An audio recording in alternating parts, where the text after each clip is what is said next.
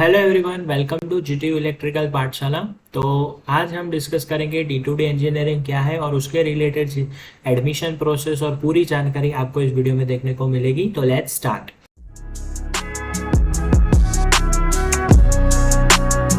तो basically D2D यानी diploma two degree engineering, ठीक है। उसमें जो है जो डिप्लोमा आपने 3 साल का कंप्लीट किया है, अगर कोई बच्चा हायर स्टडीज करने का सोच रहा है बी या बीटेक में, तो आपको जो है D2D में एडमिशन लेना चाहिए। बी या बीटेक जो होता है बेसिकली 4 साल का ये कोर्स होता है और इसमें जो है टोटल कुल 8 सेमेस्टर आते हैं, ठीक है। तो 8 सेमेस्टर में से आपको डायरेक्ट थर्ड सेमेस्टर में यानी कि आपको सेकेंड ईयर में लेटरल एंट्री मिल जाती है D2D के थ्रू। इसमें जो है आपका 1 साल सेव होता है। ये जो कोर्स है जीटीयू के अंदर सारी कॉलेजेस में अवेलेबल है और जो भी अदर प्राइवेट यूनिवर्सिटीज़ है उसमें आपको ये कोर्स देखने को मिल जाएगा, ठीक है। सो ACPC ने कुछ अपनी एडमिशन के रिलेटेड की डेट्स अनाउंस की हैं। तो उसमें जो है अभी आपका मॉक राउंड का रिजल्ट आया है। मॉक राउंड के बाद जो है आपका फर्स्ट राउंड जो होने को है, फर्स्ट राउंड जो आपका होएगा वो होगा अपना 4 जुलाई से। 4 जुलाई से लेकर 7 जुलाई के बीच में आपको चॉइस फिलिंग करने की रहेगी। तो वो फर्स्ट राउंड का रिजल्ट जो है आपको देखने को मिलेगा 9 जुलाई को। आपको जो है फर्स्ट राउंड का रिजल्ट देखने को मिल जाएगा। जैसे ही आपको जो सीट अलॉट होती है वो सीट कंफर्म करने के लिए 9 से 12 जुलाई के बीच में आपको कंफर्म करना होगा आपके ACPC के पोर्टल के थ्रू। और अगर आपको जो अलॉटेड सीट है उसका एडमिशन कैंसिल करना है तो वो भी आप 9 से 12 जुलाई के दौरान आप जो है अपना एडमिशन कैंसिल कर सकते हैं। फिर उसके बाद जो है राउंड 1 के बाद जितनी भी वैकेंट सीट रहेगी, जो खाली सीट होगी, वो सब की लिस्ट जो है ACPC की वेबसाइट पे 14 जुलाई को देखने को मिल जाएगी। फिर अपना शुरू हो जाएगा राउंड 2। राउंड 2 जो हो जाएगा 14 जुलाई से लेकर 17 जुलाई के बीच में इनको चॉइस फिलिंग करने की रहेगी। राउंड 2 का जो रिजल्ट है आपको 19 जुलाई को देखने को मिलेगा। 19 से 22 जुलाई के बीच में आपको जो आपकी सीट कंफर्म करनी होगी। अगर आपको अपना एडमिशन कैंसिल करना है तो 19 से 22 जुलाई के दौरान आप जो है अपना एडमिशन कैंसिल कर सकते हैं। फिर राउंड 2 के बाद जो आपको जो वैकेंट सीट्स जो होगी वो सब आपको 23 जुलाई को देखने को मिलेगी ACPC की वेबसाइट पे। ओके, फिर उसके बाद जो है अगर कोई ऑफलाइन राउंड होने को है तो उसके रिलेटेड जो भी नोटिफिकेशन आपको जो है ACPC की वेबसाइट पे देखने को मिलेगी और वो सब नोटिफिकेशन हम हमारे आपके चैनल पे अपडेट करते रहेंगे। GTU के अंदर आपको एडमिशन मिलता है GTU एफिलेटेड कॉलेज के अंदर। तो उसके लिए GTU ने अपना एकेडमिक कैलेंडर निकाला है साल 2025-26 के लिए। तो उसमें जो है आपका डिग्री इंजीनियरिंग बी जो है उसमें जो थर्ड सेमेस्टर है आपका 14 जुलाई से लेके 2 दिसंबर के बीच में आपका जो है थर्ड सेमेस्टर का एकेडमिक टर्म रहेगा। इसमें जो है आपका 12 दिसंबर से लेके 31 दिसंबर तक आपकी जो है टेंटेटिव एग्जाम डेट दी गई है। GTU जो है उसका एग्जैक्ट टाइम टेबल भी देगा आपको बाद में, ठीक है। और उसका जो टेंटेटिव रिजल्ट डेट जो है ये सेमेस्टर का आपको 14 फरवरी साल 2026 में बताई गई है। तो राउंड 1 होने के बाद आपका 14 जुलाई से आपका जो है एकेडमिक स्टार्ट हो जाएगा।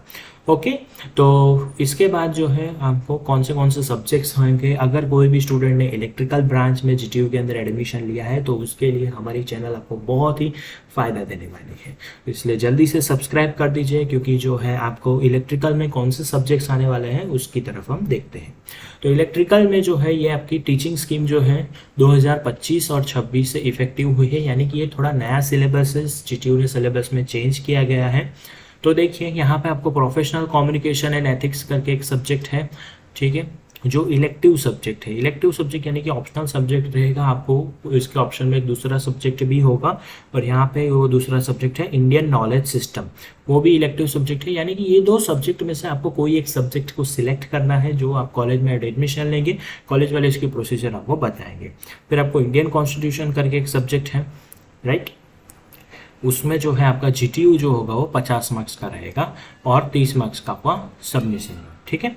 Numerical methods for electrical engineering, ये जो सब्जेक्ट है आपका मैथ्स है, मैथ्स सब्जेक्ट रहेगा, ठीक है। और मैथ्स के इसके लिए 70 मार्क्स का GTU है, 30 मार्क्स का मिड है और 50-50 मार्क्स का सबमिशन वाइवा है, ठीक है। फिर आते हैं आपके इलेक्ट्रिकल के ये सब कोर सब्जेक्ट जो है analog and digital electronics, electrical machine and electrical circuit analysis.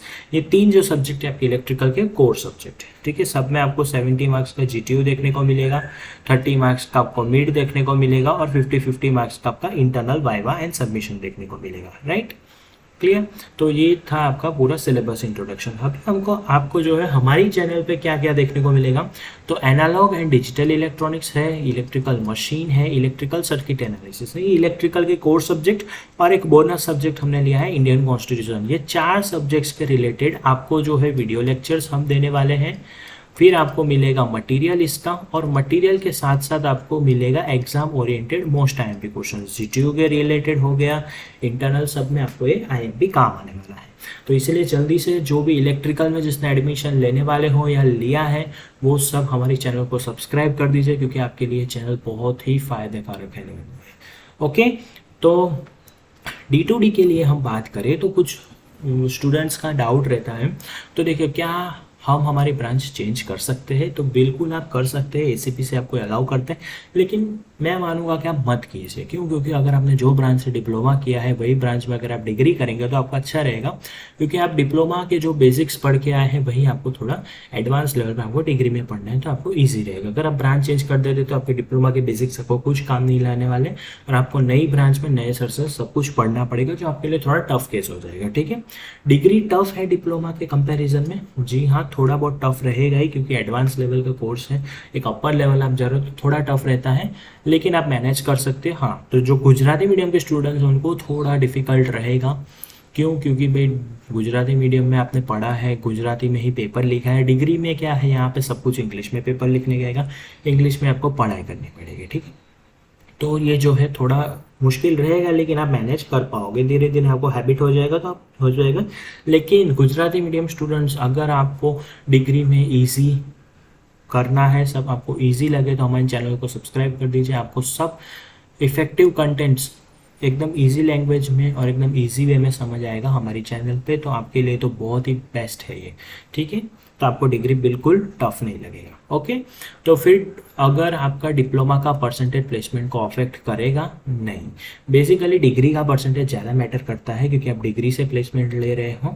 हाँ, डिप्लोमा का प्लेसमेंट आपके लिए एक प्लस पॉइंट, डिप्लोमा का जो है आपको परसेंटेज जो है थोड़ा प्लस पॉइंट साबित हो सकता है प्लेसमेंट में, लेकिन डिग्री का ज़्यादा मैटर करेगा। फिर आते हैं कुछ क्वेश्चन के भाई डिप्लोमा का रिजल्ट मैटर करता है D2D के एडमिशन में, तो जी हाँ बिल्कुल मैटर करता है। क्यों? क्योंकि अगर आपका डिप्लोमा ही पूरा क्लियर नहीं है तो फिर आपको D2D में एडमिशन नहीं मिल सकता। अगर आपका अभी भी बैकलॉग है और आपने राउंड 1 में आपको सीट अलॉट हो गई है, ठीक है, तो फिर आपकी वो सीट कंफर्म ही नहीं है, क्योंकि आपकी अभी भी बैकलॉग है। अगर आपका बैकलॉग सॉल्व हो गया, आपका पूरा रिजल्ट ऑल क्लियर है, तो आप D2D में एडमिशन के लिए एलिजिबल हो। अगर आपका बैकलॉग रह जाता है, अगर आपने रीअसेसमेंट के रीचेकिंग में दिया है, तो फिर भी अगर आपका बैकलॉग नहीं निकलता है तो आप D2D में एडमिशन में एलिजिबल नहीं हो, आपकी सीट वहाँ पे कैंसिल हो जाएगी। ठीक है, तो पहले डिप्लोमा ऑल क्लियर कर होना चाहिए, फिर ही आपका जो है एडमिशन कंफर्म किया जाएगा। ओके,